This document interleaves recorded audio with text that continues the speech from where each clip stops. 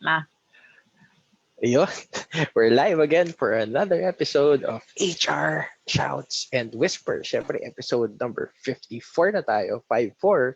And ang pag-uusapan natin ngayon, professionalism in the workplace. Again, siyempre, my name is Ken Sumera and ang main host natin, si Cristina Reclamado. Hi, Chris.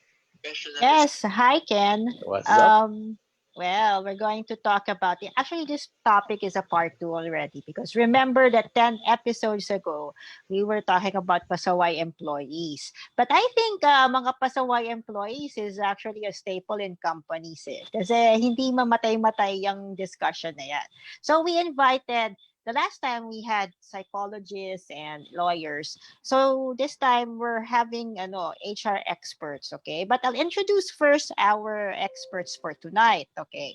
So we invited Miss Enerhiya of DWBL. Okay, she's a trainer and she's a managing consultant of the Mentor Group and she also has her own training company. Okay, so Miss Kristine Loyola. Hi, Kristine. Magandang babae at lalaki kayong lahat. Maraming salamat for awesome host. Salamat, Christina. I'm very joyful sa kwentuhang ito. Excited na ako. Oh, okay. And yes, okay. So thank you for joining us tonight. And then, okay, we have two of the HR experts from the HR Skills Clinic 2020. Okay, so her second time on our webinar or FB Live, Miss Vivian Cruz. Okay, she's known to be an HR consultant. Okay, so with compensation and benefits, also for pay strategy. So Miss Vivian. Hi, good evening, Chris. Good evening, Christine, Marco, and Ken. Nice to be back, Chris. Beautiful, yes. Vivian. Yeah, we had Vivian, but it was a less serious topic. It was about fortune after COVID. Okay, and then we had our a little bit of our fortune being visited by the guests. And then the only rose among the thorns of guests. Hi, Marco Ballesteros. Okay, so he's an HR compliance and legal specialist and expert. Hi, Marco.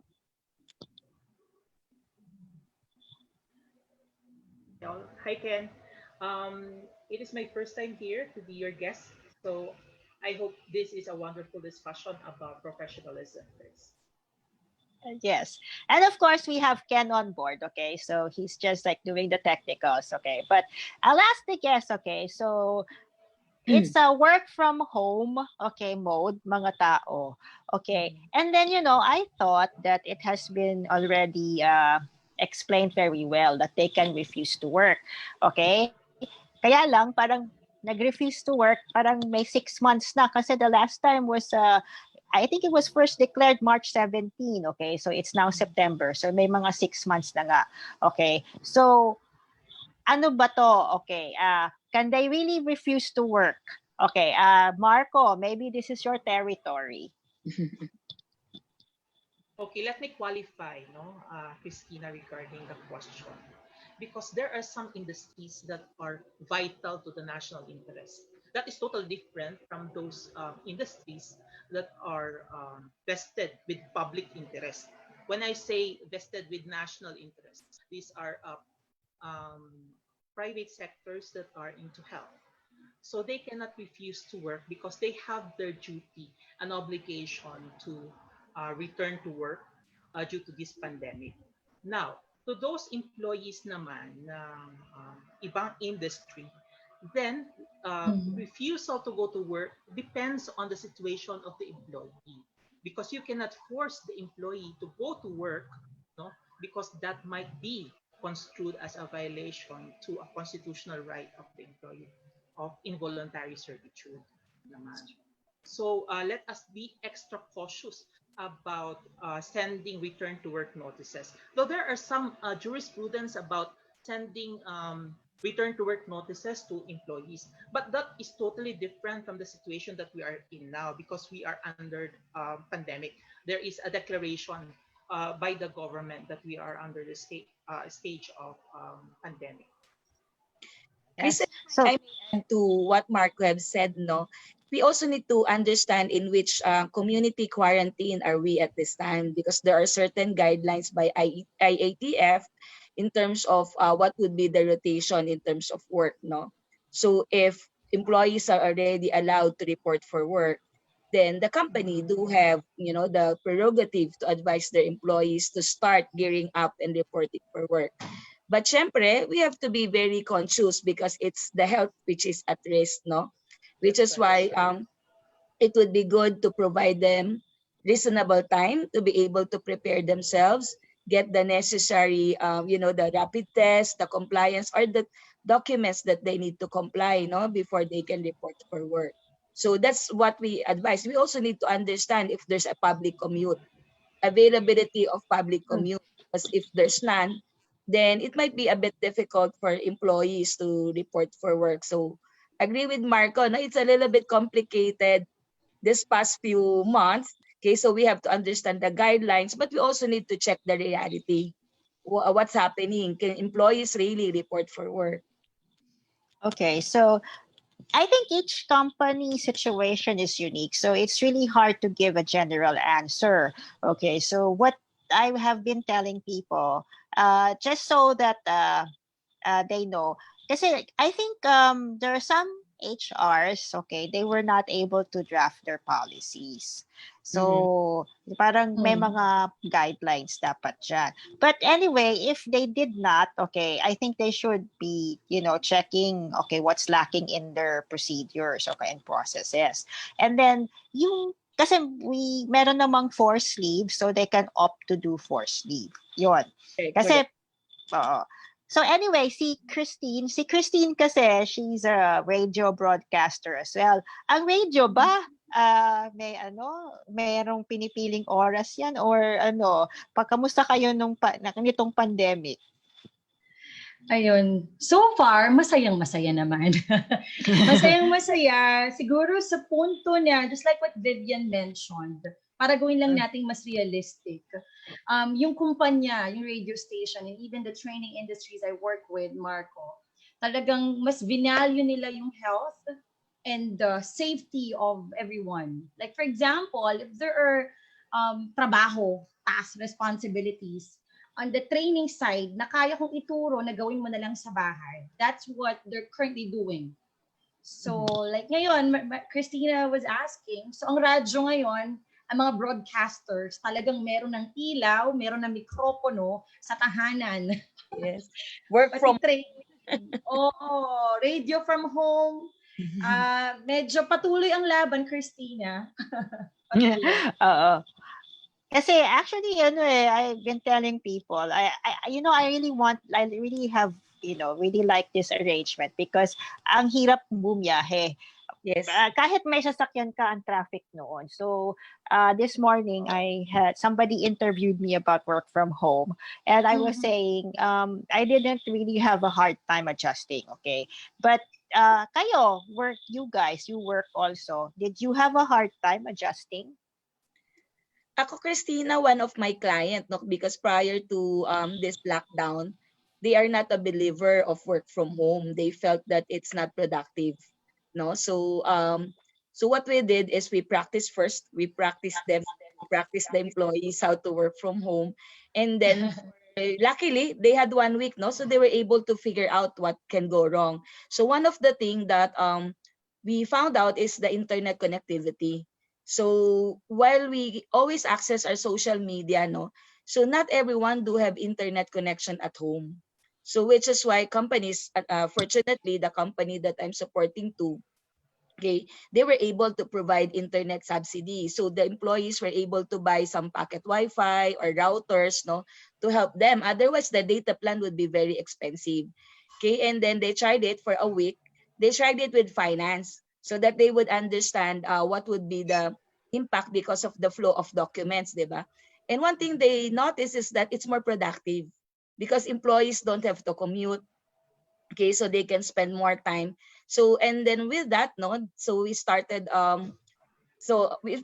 doing that. So yun nga lang, we're not able to practice the entire organization because after that week everyone is in lockdown already.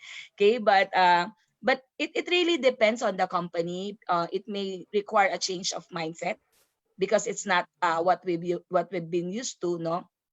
For probably for you, Chris and I, because we've been very used to the remote work arrangement, it's easy for us. But for others, it's really a coping situation as well. But if the company is really determined to make work from home successful, then they're able to do so. No, it's just a matter of providing support to the employees as well, so that they would be able to gear it up. And of course, monitoring is very important. We have to monitor the output, okay, on a daily, weekly basis, to make sure that the employees are focused, because there's a lot of distractions at home as well, di ba? So yon.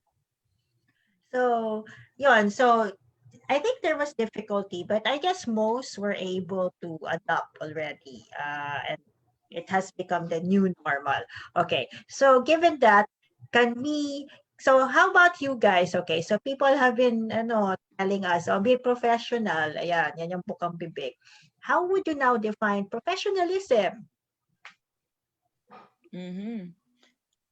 Maybe I can start because Mm. among the three amazing people, ako yung hindi on the technical outside, right? So, Ah. muna Marco, baka ma-nosebleed ako, Marco.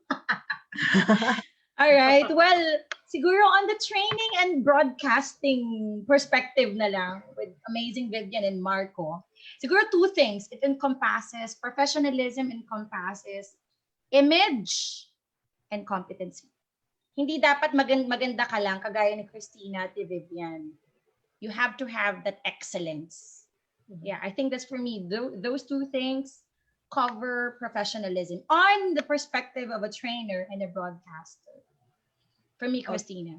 Okay. Hey, how about si Marco? Okay, how would you define professionalism?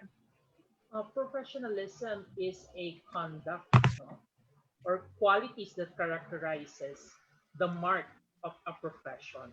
Now, in some industries, uh, speaking about Mhm. the legal field, those people who are in the legal field, there is a code of conduct, code of Mhm. professional conduct that they have, no, and this is a continuing, conduct that they should possess up until they die, no. So we have this particular conduct. They have their responsibility towards the client, responsibility to the society, and then other responsibilities attached to that, because they are given the license to practice law in the Philippines. No, so with that, if there is a violation to this particular conduct, then they are subject to a disciplinary action. No, so this disciplinary action is based from the it will be processed through the Integrated Bar of the Philippines, then eventually it will go up until the Supreme Court of the Philippines. In other professions as well, Chris, um, Christine, and Miss Vivian, we have this particular code of conduct, particularly in our society, the chartered professionals in human resources. We have this code of conduct that we have to abide to, okay, for us to be competent in our field, to be excellent in our field. So I guess that boils down to excellence, competence as well. So for me, that is professionalism in a nutshell. Yeah. Kasi HR isn't not like accounting, okay, na meron tayong board, okay? But Yeah. we do have like certain organizations, okay, and Mhm. they provide certification, and that's why it's worthwhile to invest in those certifications. Okay, so yun nga. I mean, it's not that I'm biased, okay, but yes, like Vivian actually is a global trainer for CPHR, so she's our teacher. Yeah, and Mm. yes, As and Chris, what I've seen is an evolution when you talk about professionalism, no? So I agree with Christine, not start with the image, with how we dress up, how we present ourselves in front of other people, no? I think most of the I'm not nahiya naman to say that I'm a Gen X, no, a Gen X people. So tayo mga Gen X, we are used to the corporate dressing or to the office attire when we go to the office, no? But the evolution in terms of professional image has changed with the young professionals, no?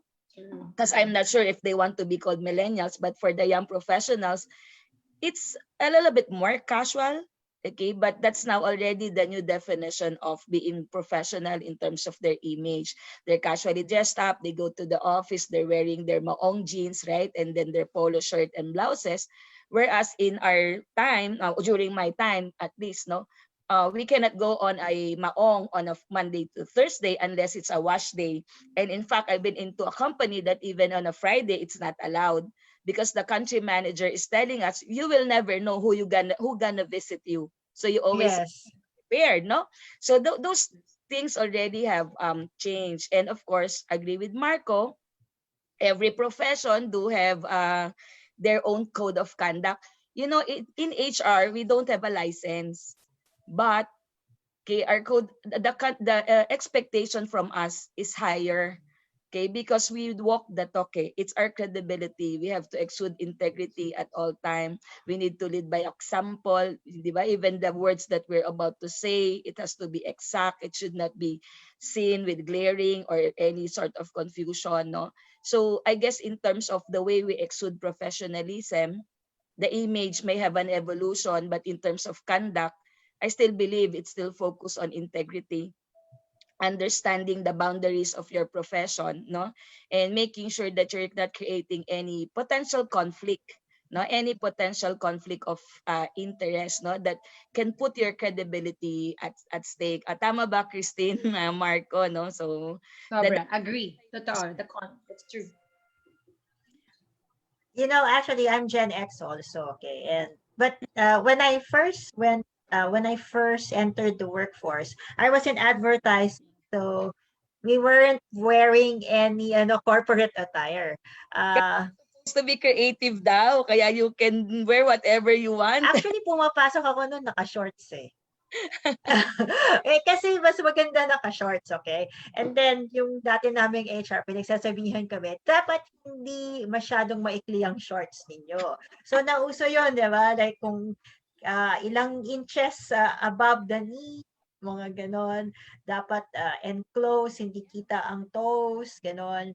Tapos, Actually, when I work with another company, no, that majority is actually young professionals, we need to collaborate. I don't want to say the word compromise. So like what Kristine have said, we have allowed them to wear jeans, no, but not the one that were turned, no, so that it would still be presentable. And then we're telling them, if you really would like to wear your sleeveless, please make sure that you have your blazer or your jacket with you. So you also have to adjust to the workforce that you have eh. Otherwise, sasakit lang ulo mo, Chris, kaya issue ng notice of disciplinary action.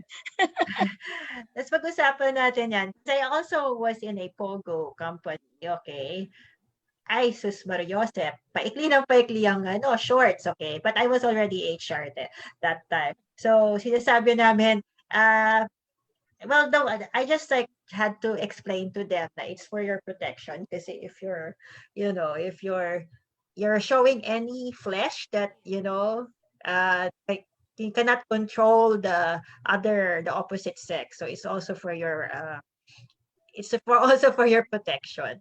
But that was like the gist of like, di ba? We wish that it could have been just because of the image, okay? Ito si Ken, kasi si Ken kahit naka-shorts mukhang formal eh. So, anong masasabi mo, Ken? I think you're on mute. Ayan, nasa pagdadala mo yan eh. I mean, how you present yourself. So for example, you're wearing shorts, pero how you talk to people is, di ba, you're very, very professional in the way you talk. Pero kumari, naka-formal ka man, tas, "Uy, pare, uy, chong, what's up?" Di ba? I mean, there's a difference with how you communicate there. So, Well, There are being there are industries that are very traditional in terms yeah. of doing business, no. So for the shared service setup, I noticed we're a little bit more relaxed in terms of the way we get up, no. But can I say the word, for example, in the banking industry, it's still very conservative in terms of their approach. Even the power industry where I used to be with, no.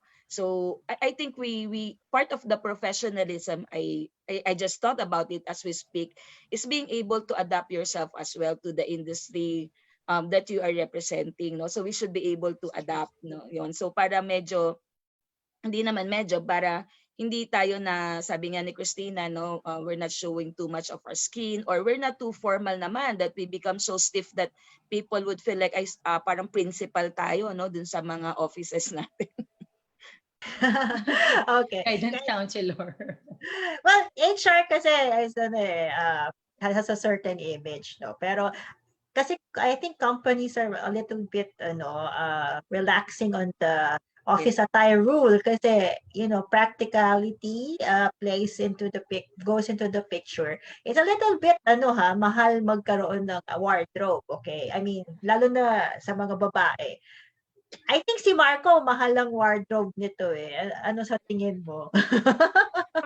Actually, Chris, as an HR professional, kailangan medyo formal ka minsan na pumasok sa office. And that is also defined by the code of conduct that you have in the company. Because each company, I guess, may dress code policy yan eh. Yes. Kasi if you are working with a client, if you have vendors coming in, diba? You should be presentable to these clients, to these vendors, and also to the employees, no? Yun. And my former manager told me that if you power dress, then you get the influence. You easily influence people if you power dress. You can close the deal if you power dress. Ako kasi dati, kaya ako actually I like work from home kasi medyo nakatipid ako sa outfit. Pero my secret before, the the more stressful the meeting, mas bongga yung attire ko. Kasi doon ko kinukuha yung power ko. That's true. That's a good secret. Ayun. Okay. Especially, I don't know. Sometimes it's psychological when you psych yourself, di ba? Actually, it really depends on the industry, the situation where you are in, eh, no? So, even naman HR people can relax when it comes to wardrobe. Mahal kaya, di ba? Tama. Mahal. Oo. I think that's like one benefit of work from home because nakatipid sa outfit. Okay, not just the transportation cost but the outfit. Yeah. But yeah, just to sum it up for people, okay, so it depends on your dress codes, okay? Tapos pagka nagsusu meeting naman kayo, wag naman kayo magsando. Yun I lang think yun. that's common sense. Hindi kasi meron pala nagsasando. Kasi di ba pag when you there was a mentor, hindi siya HR mentor but a marketing kasi I was in advertising marketing, di ba? Oh. Okay. So actually dressing up is a sign that you respect yung ka-meeting mo. Kasi you prepare for the meeting and one of it is the way you look. So if you are not necessarily bongga or nagpa-parlor ka, but it's when you're well groomed and then you prepare, you make sure that your clothes are well pressed, okay, your shoes are shined, okay. Yun. So it's a sign that you respect yung ka-meeting mo. So that's how, kasi alam mo naman ng mga we were young once, okay? So, lahat ng rules, ano ba yan? Diba? Hirap-hirap bumili ng mga ganito. Okay. So, yun. So, anyway. Chris, I add lang in regards to sa mga tips lang din sa mga friends natin watching. Minsan kasi napapansin natin, yung mga damit natin, yung mga accessories natin, give off like energy rin eh. So sometimes when we wear something that like mahal or may presyo, we feel more confident about it, wearing it and flaunting it, diba? So if you could choose like, for example, ako, relo, sing-sing, when I get to wear these stuff, medyo mas malakas yung dating mo kaysa sa wala ka nito. Right? So use accessories, use yung mga damit to boost your confidence, to boost your status. Pwede mo gamitin kasi yan to change your state of mind then. So yun. Oo. Yeah. Kasi you remember, you have to motivate yourself, di ba? So it really depends. And also, if you have a sale, in sales and marketing, you face Laking a lot of factor. people, right? Oo, di ba? Yeah. Ako dati, basta, nasa sales and marketing ako talaga sinasabi sa akin, you have to dress a certain way. It's part of the orientation. Okay, in HR, we don't really, well, it's this whole, kasi psychological din eh. Kasi when people are wearing yung mga casual, napapansin naman ninyo mas casual yung behavior, di ba? Pero pag meetings, like for example, may general assembly ang office, we ask them to dress formally so that their behaviors are more formal also. Kasi parang pag ano yung outfit mo, it influences your behavior. Parang ganon. Okay. And also the atmosphere of the gathering. Yun lang naman yun. But otherwise, okay, hindi naman natin kailangan yung masyadong, yung parang kailangan pa natin kumuha ng training dyan. Okay, you just have to see kung ano yung bagay sa inyo. Ako kasi hindi ako believer na kukuha pa ako ng training on how to dress well and grooming. Although it's a nice topic, 'di ba? It's a nice topic to have, okay? So, yun. So, that's like about image and etc. Okay. But kayo, ano sa experience ninyo ang pinaka-unprofessional behavior from a staff? We'll Mhm. start with Marco kasi parang juicy yung sa kanya. Professional, Unprofessional the worst, the Mm. worst experience that I had, Chris, was fraud of 2 million pesos that was embezzled from the company funds. No? So in this particular situation, the employee opened an account to his wife. No? Okay. And then there was a reward system of this particular client, and then it was channeled to the account of the wife, and it was 2 million pesos. So you know what, Chris, I was able to we were able to finish the inquest proceeding up until around 9 in the morning. So we were in the precinct at around 5 p.m. Then natapos na, kinabukasan na yung case. And it was an active case of qualified theft. And then it's still pending in a competent jurisdiction somewhere in Quezon City. That's the worst. The second to that is rudeness mostly ng mga employees. Kala nila HR ka, alila ka nila, things like that na bakit hindi kumpleto yung sahod ko? The issue was the immediate manager was not able to approve the OT of the employees in the system. That's why it's incomplete. Tapos ang sisisihan, ang bibiradahin nila HR ka, diba? So yun. But then in this particular situation, Chris, dealing with difficult people, it's a matter of communication. It's a matter of sending them the right message, no? And then calm them down, mga ganun ako empleyado rin lang, hindi 'di ba? Kala nila HR pag may problem, HR kaagad ang puntahan ng mga tao. So you have to have a handy answer to that, and you know how to handle employees. That's the first thing that an HR professional should do to pacify the situation. And then you are just a messenger from the employees, messenger as well as lang tayo. from the employer. We are the bridge, ika nga, di ba? Well, ayun nga kasi actually theft, okay, qualified theft, that's common. Surprisingly, okay. Pero si Miss Vivian, sige, ano ang pinaka-worst? Ako siguro, aside from what Marco have said about integrity kasi is not doing the sa akin kasi I'm very particular about integrity eh. So doing things right. But of course, you'll never find out about it until it happens or you get to get hold of it, no?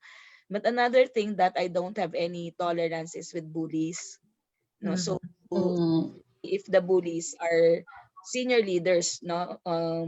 So I'm very particular about those things, no? So why I do not really mind about kasi there are some, especially I've been exposed to foreign companies, no? So there are some colloquial words that they really say.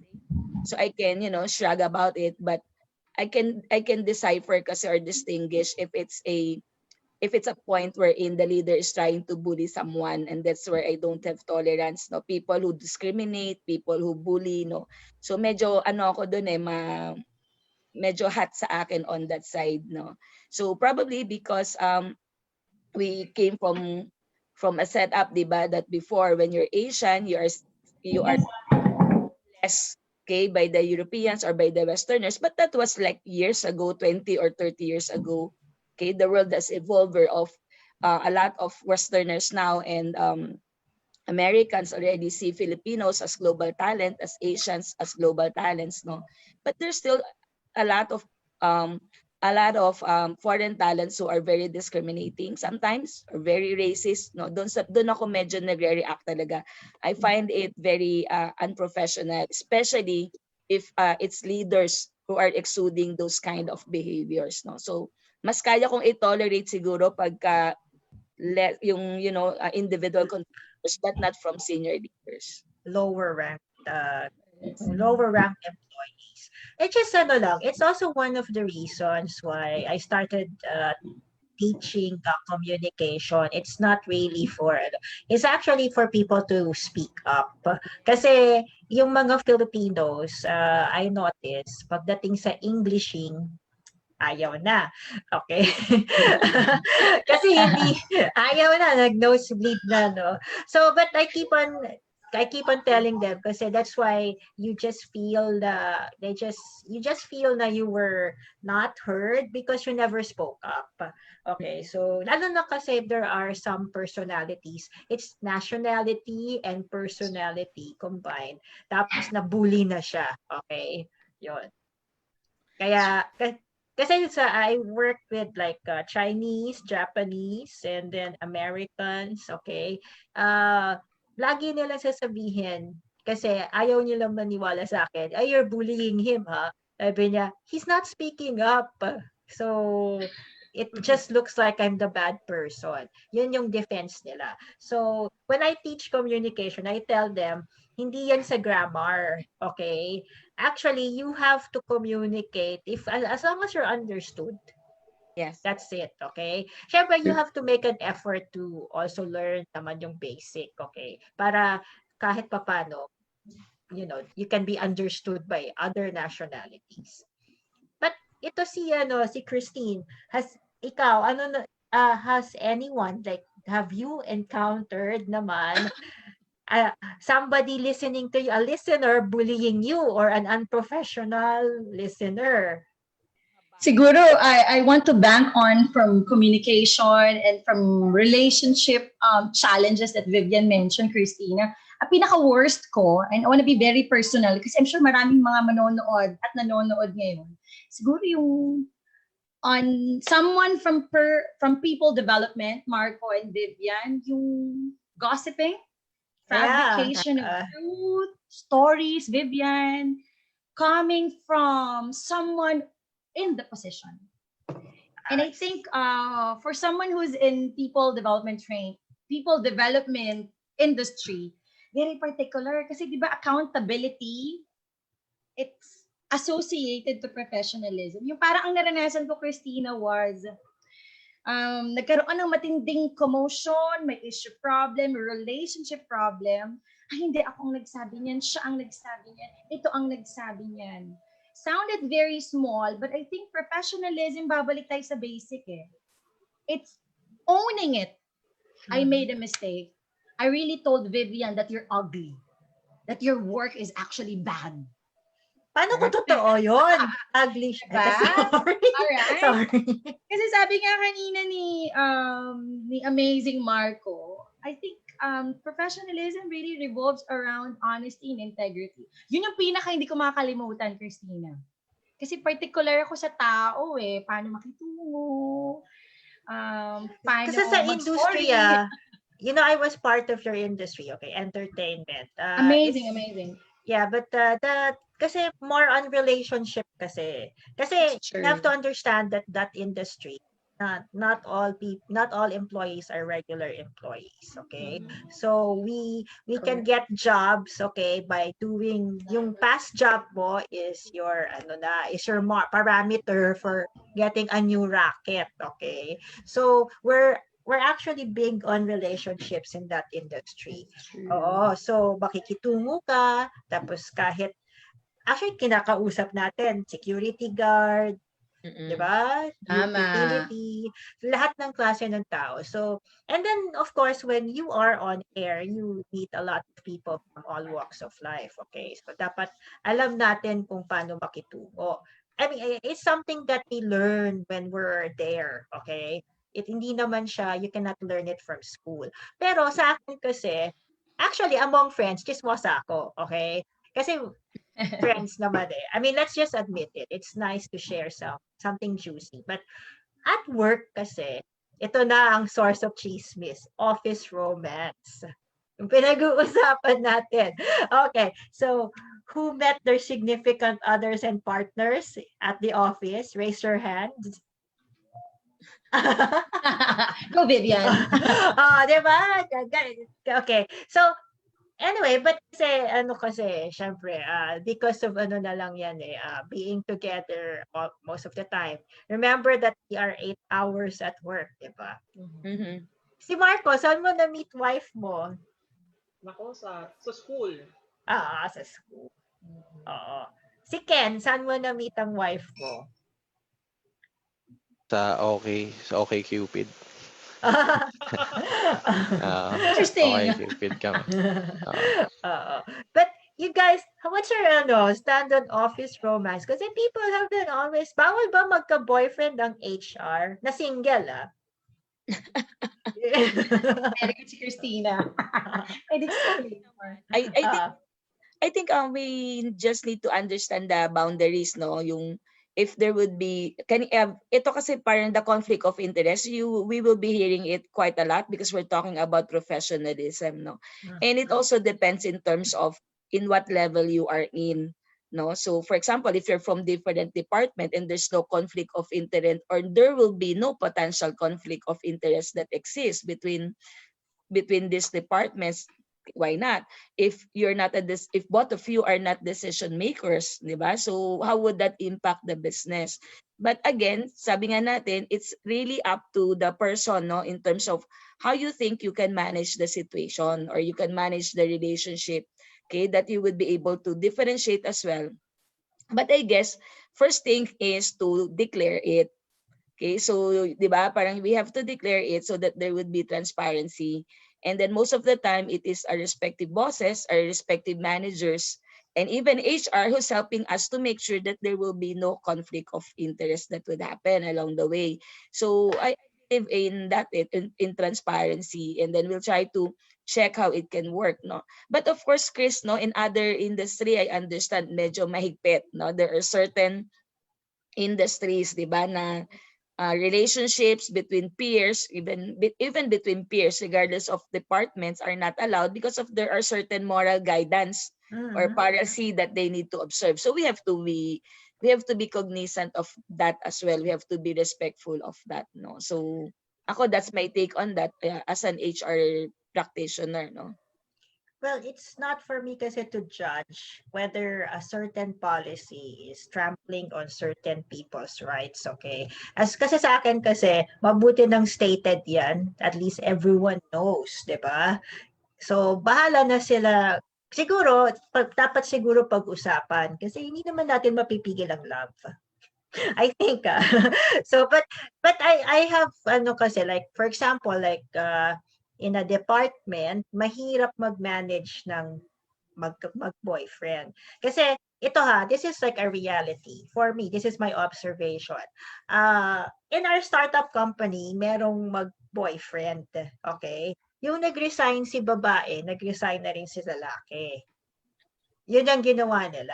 Okay. Pero yung nag-exit interview, pinayuhan ko rin sila kasi unless you're married, sabi ko kasi parang I was concerned with the other half kasi promising kasi tas nag-resign. But kasi they wanted to go to the next level. Parang they wanted to own a business already. Parang gano'n. Pero sinabi ko lang na I think sabi ko it's not for me to judge, but because it's not permanent, because for me the only permanent thing is marrying somebody, 'di ba? Ito yung mga crucial conversation kasi. So, sinabi ko na lang na well, a job is more permanent than your relationship with the person. Kasi prangka naman ako dyan eh. So, but if you want it, this is your decision, we will respect it. Honestly, nagulat kami after 2 months na balitaan namin, split na sila. Oo. Parang gano'n yung nabalitaan namin. Pero kasi may cheese, syempre yung mga people nagkukuwento, 'di ba? Pero hindi ko 'yan pinapatulan, but I just file it in na, well, at least as HR, you even at the last stage of your encounter, of your meeting, you were able to give that advice na maybe that's not the best. Kasi if you stay here, since your performance is good, then you can be one of, you can, when the company grows, you can be one of the candidates. Parang ganon. And I think a job is more permanent. Ganon ang sinabi. That's how, just, alam, minsan kasi hindi ko mapigil pagka may mga ganong, mga decision eh. Kasi, di ba, it's counterproductive to one's career. Chris, I just would like to qualify that when we're talking here about office romance, both are single, both are available. Yes, because it's another thing for me kasi I don't, although there are some comments about yung mga extramarital affairs. Ako, I don't tolerate extramarital affairs as well. Although I will respect the boundaries, diba? And I will not engage in the gossip. Yeah. Actually, I've been in a company, wherein the global policy is we should not meddle with it. Okay. Mm-hmm. It's a multinational company, that's the policy. But of course, in the Philippine context, 'di ba, sabi mo nga, Chris, may mga rumors are roaming around, no? So, even though my country manager before was a foreign national, no, and he came from the global office, he has a certain set of values because he's very family oriented. So what we did during that time is we talk to we talk to them separately, and we inform them that there's something there's something brewing on. No, so we're not saying that we're believing, we're not saying we're not believing, but we made them realize that there's rumors going on, no, and we just would like to let them know, no, that if they're both committed, then they need to honor their commitment, no. So we don't literally tell them bawal, hindi bawal nga kasi meron nga kaming global policy. Yeah. But of course, because of our values, no, kasi married din ako, I have different way of looking at marriage as well, no. So we just shared with them and then try to influence them, no, and see how it progresses. But my country manager is very explicit by saying, yun nga, we have to honor our commitment. We have to honor our commitment to the people that we married. So even, this is true, this is not true, you being a leader, because the other person is a manager, you need to exude no, there's the role. Okay, you need to exemplify, epitome to other members of the team. So that's how we manage those situation, especially nga pagka may policy na hindi tayo pwede makialam sa mga ganung bagay. Well, I agree with you. If it's the company's global, I was in a multinational before. It was multicultural as well. Yeah. That's not specified in the code of conduct. Right? It's quiet nga on office romance. However, it's about your image. Again, professional image as a leader. If there are rumors like that, well, it's only fair for HR to have a conversation with you about it. And just to be fair, na ito yung nangyayari. Kasi iba yung gossiping. Gossiping is talking about the person and you never tell the person that you're talking about him or her. Yun lang yun. Okay. Ito kasi sinabi mo, this is what's happening, okay, whether it's true or not, okay. I think you should be aware of it so that you can do something to, I mean, either protect your marriage or if it's really happening, stop it, or just, at least it's within na yung bola na sa tao na, 'di ba? Kasi binigyan mo na siya ng situation eh, 'di ba? Yun lang naman ang magagawa natin. But we really cannot say na no to office marriage, no to extramarital affairs, 'di ba? I Kasi have a meron, story. hmm? I have a story, Chris. No, so I handled two cases of into that, no, office romance. One is the first case that I handled was the the male is married. Mhm. Tapos direct report niya yung girlfriend niya sa office. So the wife went to the office.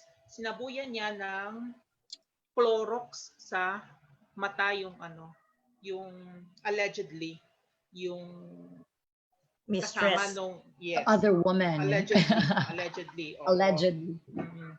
So it it disrupts the operation of the business, no? So we filed a case against the The wife. the the employees, the Mm. employees because of such a situation. No? So eventually, based from the company policy that we have to let go of both of them because it destroys the image of the company. It destroys the brand that we are protecting. The other case naman is of same level. They're of same level, and eventually, the female was promoted as supervisor. Direct report naman niya tong male employee. So what we did is to transfer to another department yung female employee to avoid conflict of interest. Kasi in terms of performance appraisal, di ba? Yeah. Probably sasabihin niya, meet expectations yan. Pero unfortunately, the direct report failed the performance appraisal. So that is two of the scenarios that I handled in that particular case. Okay, yung first na kinuwento mo, they were married. Married yung lalaki. Married yung lalaki, tapos meron Mhm. siyang extramarital affair. Yeah. Okay. So pareho sila natanggal sa company. Kasi nasabuyan yung 'di ba? Pareho silang empleyado. Yung yung other woman allegedly nasabuyan siya, natanggal din siya sa trabaho. Yes, that's correct. Okay. That's correct. Kasi they created commotion inside the workplace eh. Okay. May may physical Hamper the abuse. operations. Yeah, it hampers the operation. And it Hindi, destroys the diba? brand of the company. May values Kasi kasi. hanggang sa labas ng office, kinakaladkad yung nagkakaladkaran sila eh. And they are wearing the company ID, they are identified too. Yeah. Yung second na kwento mo, yung babae na promote, pero single siya, hindi naman siya married. Yeah. Oo. Yeah, Tapos single. yung kanyang the love of her life, subordinate niya. Okay. So, dapat lang ilipat kasi syempre, bias ka na nun. That's correct. Oo. Bias kasi yun. Oo. Alam mo si Habi yung naging HR ko, sabi niya gusto din daw niyang magpa-under para daw.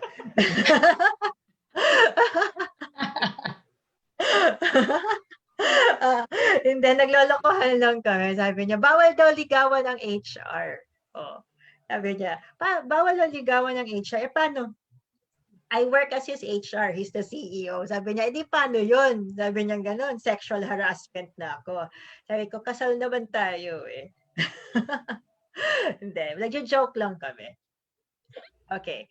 So, we have somebody, Ken. Okay, so so by the way, in our discussion, Benjamin Caruncho III is with us. He's also a moderator of HR Shouts and Whispers. Okay. So, Ken, do you want to read the question of Benj or his comment? Yeah, sige, sure.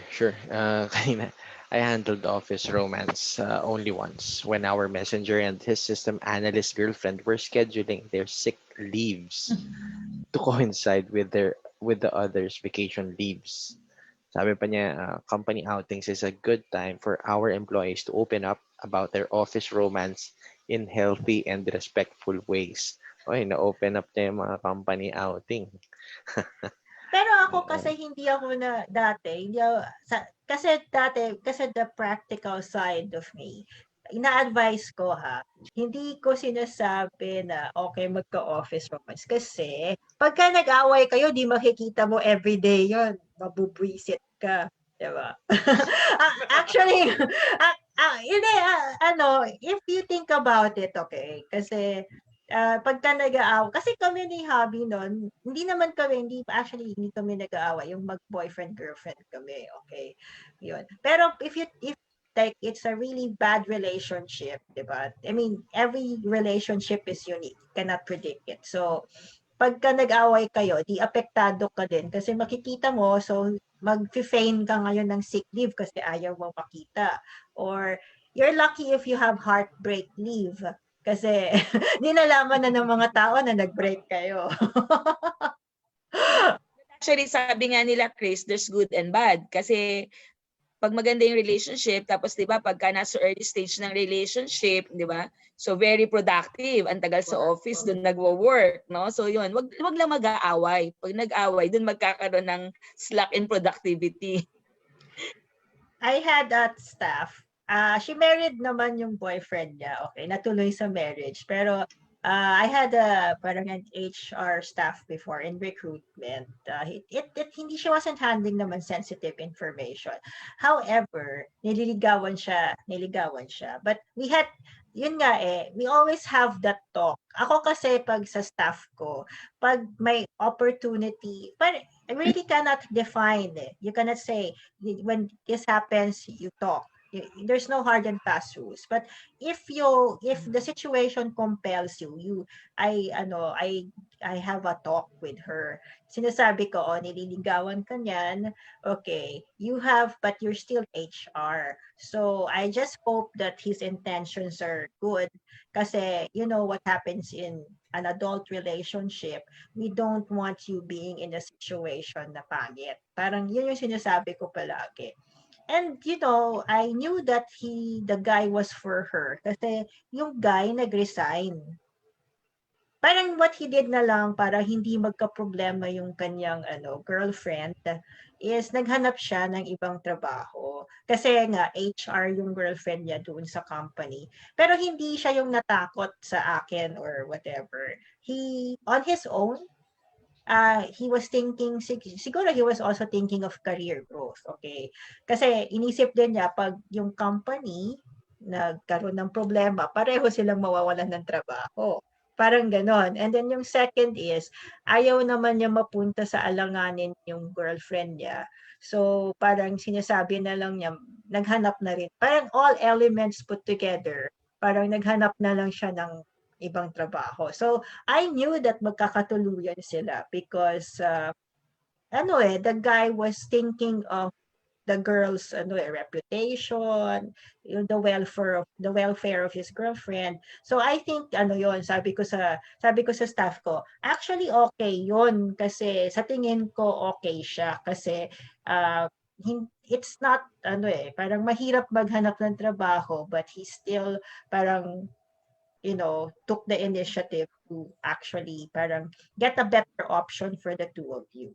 Parang yun lang yung sinabi ko sa kanya. Yun, may anak na sila, kasal na sila ngayon. So, things about office romance naman, they have a happy ending. Hindi naman yung masalimuot, 'di ba? Pero let's go to another office misbehavior. Yon, yung pinaka-common, gossiping. What are your thoughts on this? Tama. We can multitask we can work and talk at the same time.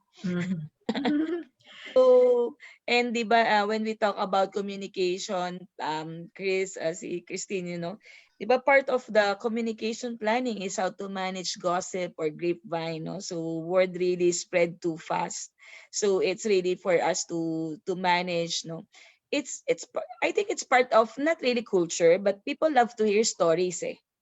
So which is why we listen, no, and we try to understand. And of course, uh, magiging issue sa atin yan if the impact is negative, no, or if it's causing issue or conflict between and among employees, no. So ako, the way I manage it, if the gossip, for example, nakadating sa akin, no, as HR practitioner, is hindi makakatulong, okay, even the HR people, I'm telling them, okay, be careful, you need to validate, you need to probe, you need to understand. And if we see um some truth about this, then we need to talk to the people, no? But if we don't see din naman na it's true, then we also need to talk to the source. Okay? Because again, in the previous lives, no, we really manage conflict between and among employees as a group because of rumors, because of gossip, no. And it really affected productivity. We just laugh it off, but if because it becomes serious already, it affects not just relationship, productivity, no, and even the work. So that's already the worst side of it. So before it happens, so sinasabihan ko na agad yung mga HR business partner to try to resolve the issue and understand, no, what really had that happen, and as much as possible patch things up, because they are working as a team. And for Filipinos kasi, we cannot really distinguish or differentiate personal and professional relationship. So our Yeah. effectiveness is affected by our personal relationship with our peers. So that's really our culture, eh. That's why it's really important that we manage the issue agad, no, before it blown out of proportion, kasi it happened to me in the past, eh. Well, Let me sa akin dovetail. kasi, I'll just add, okay. Mm. Kasi sa akin, gossip is entertainment. Okay? As long as it remains entertainment, yung hindi na kayo, kasi parang ano yan eh, joking around, teasing people, okay? Pag nagkapikunan kayo, you have to do something about it, okay? Kasi nagkaroon na ng conflict. Ngayon, I only make a stand, sinasabi ko, pag nagsampalan kayo dyan, pareho kayong tanggal.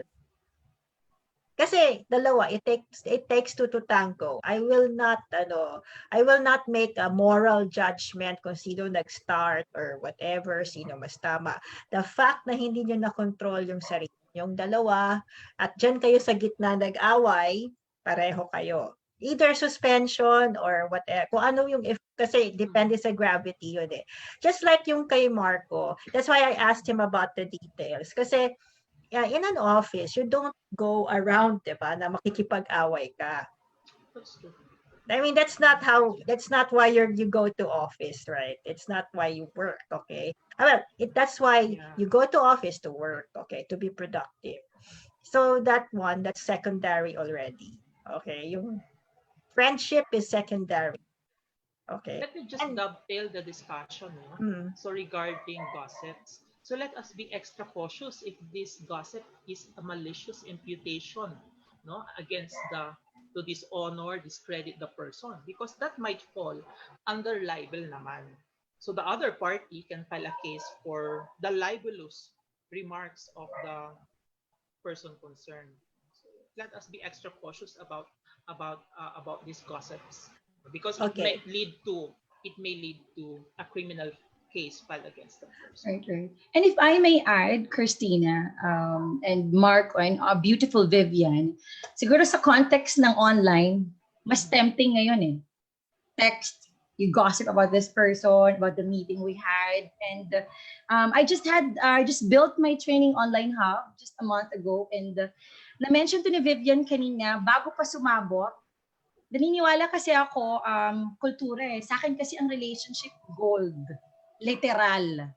Kahit unti ang pira mo, basta marami kang tunay na tao at katrabaho, it's gold eh. So what I did, Vivian and Marco, kasi I'm sure maraming mga nakikinig na small entrepreneurs na hindi medyo technical pa eh, no? So, Oo. so what I believe in is kultura, as what Vivian mentioned. Very blunt kami.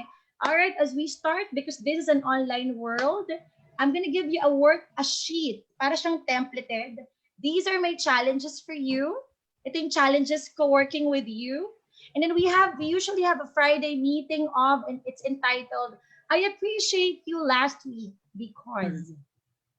Kasi iba na ngayon eh. I think kailangan may touch and it's human connections. And the more maubos yung human connections, mas matindi ang chismisan. Via text, via chat. So, as what Vivian mentioned, Kristine, ako ang take ko sa gossip is prevention. Lalo na ngayon, kailangan nating mag-thrive eh. Kailangan kultura eh. O kung galit ka sa akin, sabihin mo kasi hindi naman tayo nagkakaharapan ngayon eh. I-chat mo ako agad. Huwag mo namang ilagay sa group chat na galit ka sa akin, ha? So, I think Actually, ganun nga eh. We have to be just straightforward. Kasi ako kultura to eh. It's building culture. well, ako kasi I think Marco is my classmate, okay? And I think Ken, okay. So, they know me. Diretso kasi ako, I just PM you, okay? Ganun na lang, okay? Kasi alam nyo, kung mag-group chat pa kayo, the others who don't know what's happening, Yes. hindi syempre, imagine mo, ikaw lang nakakaalam sa kayong person. Yung nasa group chat, actually, kaya lang naman yan nagtatanong is because nakikichismis lang yan. They're not really going to patch you up, diba? Nagtatanong lang yan kasi, well, guys, okay, it's work from home. Baka boring yung buhay ninyo ngayon. I'm just assuming na baka wala kayong nakakausap. Okay? It's psychological. It's just a dynamic of it. Okay? As opposed to sa office, okay, you can go to the pantry, dun kayo mag-pantry talk, diba? Alam naman natin yan, ginagawa. I mean, let's just face it na it happens, okay? We're not condoning it, but we know that it happens, okay? We're just quiet about it. Pagka yung nasa GC kayo, okay, people who are there, mga lurkers, okay, nakikita mo, di ba, pagka nag-message ka, may tumutubong mga muka, di ba? So, nababasa na nila yon, okay? So, tapos, yung hindi alam, tapos na bulgar doon. So, that brings to another chapter of the talk. Whereas, if you just cut it short, you just go directly to the person, tapos na yung chain. Shortened it, tapos na. Okay? Parang for me, yun yung principle nun. You just go directly, and then if that person magalit sa'yo, at least you just said it as it is. Parang, ito ganun diba? And then,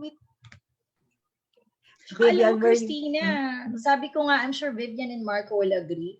I talked with 5 managers this afternoon. Sabi ko, ito yung estado ng buhay natin lahat sa buong mundo. Kailangan mas mabuti ka.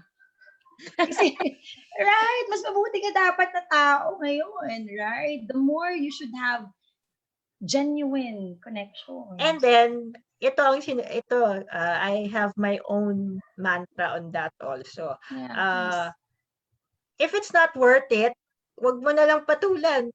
let it go. The art of Degma. Diba? Ang style ko as a leader, no? So, syempre, when you see emails, no, you would already know something brewing on in the email. Papalitan na mga sagot yan. And then, everyone is copied, no? So, what I normally do is I would send an email to those 2 or 3 kung ilan yung affected, and I will tell them, okay, let's stop this email. Let's talk. Okay, so it's my sign of telling them, okay, stop this already, no? It's getting nowhere. You're just attracting attention, no? And people, tama si Chris, who are not privy of it, nagiging private, then, di ba, magkakaroon yan ng mga kwento, no? So I always believe on, let's sit down nung prior to pandemic. So ngayong pandemic na, let's have a Zoom meeting and discuss what is this all about, okay? And then, what's your issue? What's your issue? What's your issue? What's your issue? And I always focus on that. Hey guys, okay, we are here to deliver something. We're here to work, and work mahirap na nga yung sitwasyon natin ngayon. If we are doing it online, we are working from home, we're working 12 hours, 16 hours in HR, no? And then kung tayo pa yung hindi magkakasundo, the more the burden, di ba? The more stressful it would be. So one thing to unload stress or to look at work in a positive note is to know that you are friends with the people that you work with, especially at this time. Normally naman, you would notice ang mga issues nagsimula sa petty, yung mga miscommunication, Totoo. misunderstanding, and then, yun nga, as what Chris have said, hindi kasi confrontational because ayaw natin ng conflict, lumaki-lumaki, kaya nagkakaroon na ng mga different interpretations. Well, iba-iba kasi yung personalities ng tao, but there are non-confrontational type, pero ang nangyayari pag nagtampo, kaiba magsasalita. Okay. So I understand that. So but kasi for me kasi lang, okay, this is what I remind people. Part of being professional is being able to resolve your own conflict, your own personal conflict with somebody without going to HR. Kasi yung HR, ano na yan nasa ibang level na 'di ba? Kung pupunta kayo, kung magre-report kayo. Tsaka ako pa naman yung tipo ng HR na kung magsusumbong ka, mag-incident report ka. Kasi ayokong napapalitan yung kwento Kasi minsan, 'di ba, Miss Vivian, Marco, may nagpapalit ng kwento. That's true. Ako naman, what I normally do is, I coach, but at the end of the discussion, I will tell them, reach out to the employee and settle it with you. Kung yung employee went to HR because they have something against their manager, I still advise them to speak to their manager and discuss it. Kino-coach na lang in terms of how to deliver the conversation so that it would not be seen negatively or diba, it would not be rude. So dun ko na lang sila kino-coach. But at the end, I would like the people to resolve their issue among themselves para hindi lumaki, di ba? And then, I will tell them, I will catch up with them after a week. Oh, ayos na ba yung issue nyo? Bakit hindi pa? Etc. So, but I always tell them, as much as possible, resolve it among yourselves. Okay, pero nagsasampalan na ha, iba na usapan yan. Personal conflict kasi, that's just like tampuhan. Kasi the conflict that we should be resolving at the HR level, ito yung kulang sa sahod, 'di ba? Yung it's more of like yung mga technical issues na yung sa payroll, etc. And then remember that we also have to streamline kasi to prioritize kasi we're also resolving miscommunication coming from the top, 'di ba? So pagka pati yung mga petty issues na ganyan, pinoproblema pa natin, baka ang HR mismo ang magkaroon ng mental health issue. Ano nga tayo, we play so many roles Different hats. Oo, diba? Kasi, remember that you have to also take care of your own mind, okay? Kasi pagka palagi kang ganyan, nahaharas, that's not good also. But I'll quickly read something because I want to react to this. So, sabi ni Benj, okay, so according to his former professor, he was actually happy I became an HR officer. She says, a man would be in a better position to mediate. Be careful of that statement, Benji, because a man will keep a level head and keep secrets very well, according to her. Okay, bumawi naman si Oh, no. I know a lot of men who are more chismoso. Okay. But what can you say, Marco? Well, if there is a saying that if there's a bottle of wine, a bottle of beer in front of you, then it will be having loose tongues mixed. So that all depends. It specifically is directed to the male gender, but also to a female gender. So long as may alak yan, nako, Diyos ko. Alam mo na kung anong mangyayari in the end. I think it's about maturity kasi. Of Correct. course, guys, I'm going to be candid about this, okay? When I was not in HR, I violated those, okay? Gossiping. Oh, tapos syempre you have to learn from experience. I mean, we're not perfect, okay? That's why we I can talk agree. about these things, okay? So we know the the damage that that gossiping can cause. Yun. So yun nga, ang problema kasi you cannot though although some companies have it in the code of conduct na yung rumor mongering, it's very hard to find a, proof na may rumor mongering, 'di ba? Saka may aamin ba, 'di ba?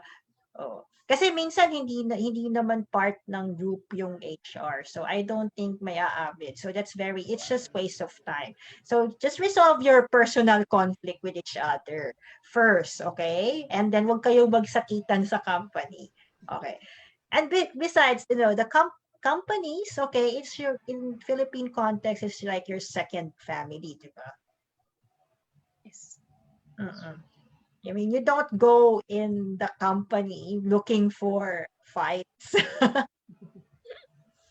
So that's my take on personal conflict. Parang sa akin kasi, parang, guys, just resolve it, okay? So, okay. And then our last question. So, so bullying. So, when is it really bullying? I mean, when is it really serious? For me, I don't want to qualify it as serious or not, because for me, bullying is bullying. I So agree. again, no, as I think I've shared this with the CPHR group whenever I discuss, you cannot argue with someone's emotion, with someone's feelings. If the person felt that she's being bullied, we need to address that, no, as not just as HR but as a professional, if we can be of help. Of course, the other party can say it's not, but again, if someone is hurt, then can you just simply tell the person, ay Mako, hindi ka naman binubuli, di ba? So it would connotes a different interpretation that, hey, ito pala, ganito pala. So we have to address how the people feel. We need to address that, no, and we also need to speak to the person who's the source of the stress that the other person is feeling. But of course, we need to go into the context kasi marami na tayo ngayong kailangang i-comply with, like, the data privacy. If the person is not open to share to the bully that she felt is being bullied, we need to manage all those complexities. But in our own way as HR professionals, or even as leaders, not even HR, but if we're a leader and if it's happening, then we have to manage the situation, no? And again nga, that's why as I mentioned a while ago, I'm very hard on this one, especially if the source of bullying or the discrimination is coming from the leader. Because we're supposed to be the one to, di ba, to provide equal opportunity. Okay, and then we'll be the one to discriminate. So, saan naman, di ba? Saan gagalaw yung employees natin? Okay, so, but it's also, I also believe kasi in strengthening the individuality of our talent. Okay, so the best way kasi of the best defense for bullies is to defend yourself, 'di ba? So yun yung parang ako, my approach in that one is that while I will address the issue, okay, by trying to understand and making the person feel, no, that she needs to address something about herself or himself, okay, because he's being a bully, we also need to coach our people to strengthen their being so that they would be able to defend themselves against bullies, kasi sila talaga yung makakatulong ng sarili nila. So probably if I would go for mental health program, I would focus more on strengthening, no, not yes, preventing it from happening is one, okay, but strengthening the individuality of the talents that we have is also a complementary or a supplementary program, 'di ba? Para mas maiwasan yung bullying in the workplace. Alam nyo, ito part 2 na to, but still the time, we can actually talk about this up to 4 a.m. and we'll have a lot of examples of unprofessional behavior. But anyway, sa akin kasi, ang ano ko lang dyan is, first is you have to have like a guideline, okay? So, is acceptable or not. Kung startup ka, it's time for you to write your guidelines. Kasi usually naman yung startup, yeah, that's why we have consultants here like si Miss Vivian, si Kristine, okay? So you can, get their services, okay, and then have a policy. Okay. Anyway, time is running out. Will ask you guys, okay? Uh, what's what are you going to be busy with in the next few days? We'll start with Christine. Ay, maraming salamat first, Vivian, Marco, Ken, and Christina. Thank you. It's an honor to really hear and learn from amazing people. I'm part of Mentor Group Asia and DWBL 1242.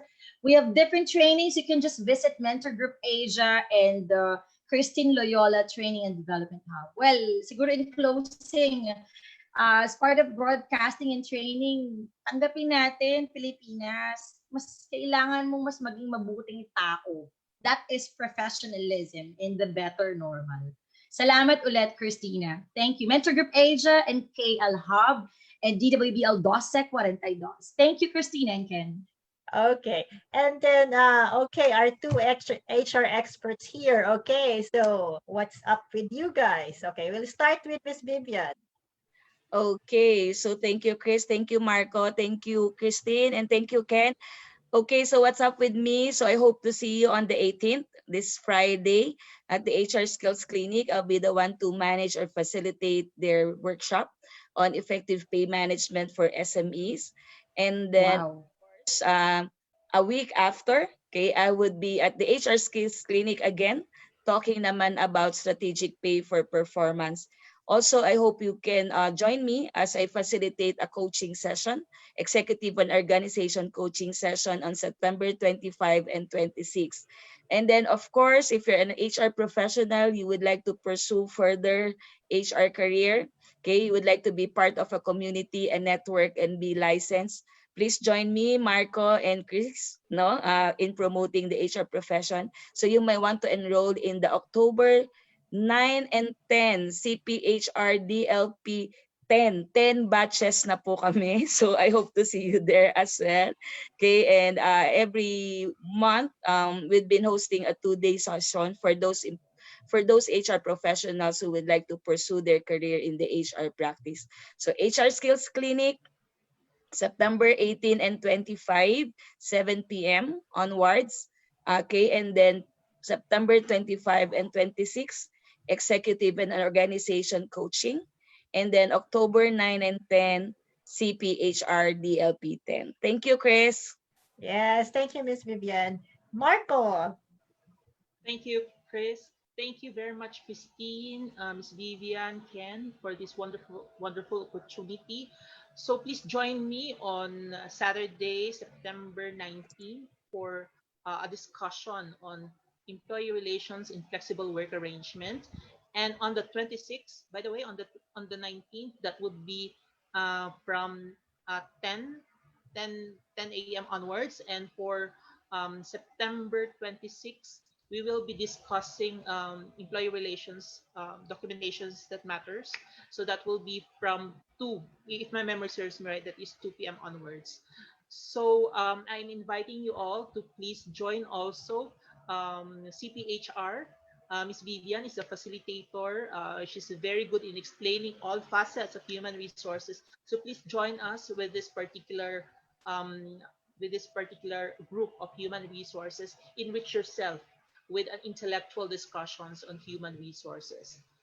And Oh, thank you very much, Chris, for inviting me for this event. Thank yes. you. So we have our HR experts, okay? So busy sila. I think the training the industry is booming, okay, at this point. Also, True. Ken. Okay, Ken. Yun. Yun, kamusta? Siyempre, bakbakan tayo ngayon. So, share ko lang ang aking screen. I'll be doing a talk with Arriva Academy this coming September 23. So, topic ko syempre, yung pinakamamahal kong topic, persuasion. So, probably I'll be dipping in some topics then with manipulation and subconscious communication since yan yung favorite natin. And I'm part also of Advanced Sales Institute. I'm working with George Ramos. I'll be supporting his talk, how to manage and lead small teams. So we're gonna focus on approaches, on how to, situationals. We want to focus less on the theory, but more on the situations that our attendees will be having. So that will be October 17 naman. So if you're interested, message na kayo kay Chris or message na kayo dito sa HR Shouts and Whispers, and so that we could probably update you on the details for this workshops.